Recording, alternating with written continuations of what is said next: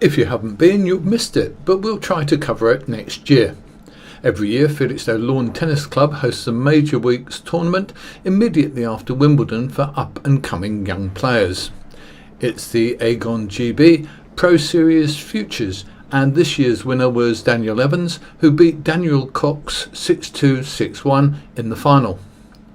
Even though we missed the tennis, we spoke with tournament director Dave Malia. It's fantastic to have an international tennis event here at the facility. There's lots of courts, the players really enjoy it, the players really like coming here.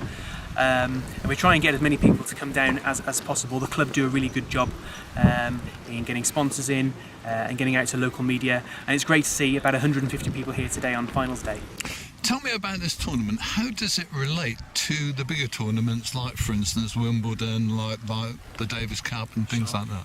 Well, as you know, Davis Cup's on at the moment, so tennis is really in the spotlight, and Wimbledon was just last week. So not many of the players who were here at this tournament featured in Wimbledon. We had a few wild cards in the qualifying event, but not just the players, the officials as well. A lot of the officials that work here at the event this week have been down at Wimbledon and do travel across the world, as many of the players do as well. So it's a real nice follow-on at this time of year.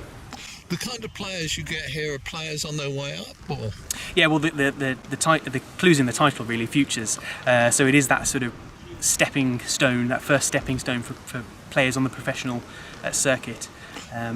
So the guys that we saw play today, that was Daniel Cox and Daniel Evans. That's right, yeah, and they've been on the circuit for a little while, a number of years now.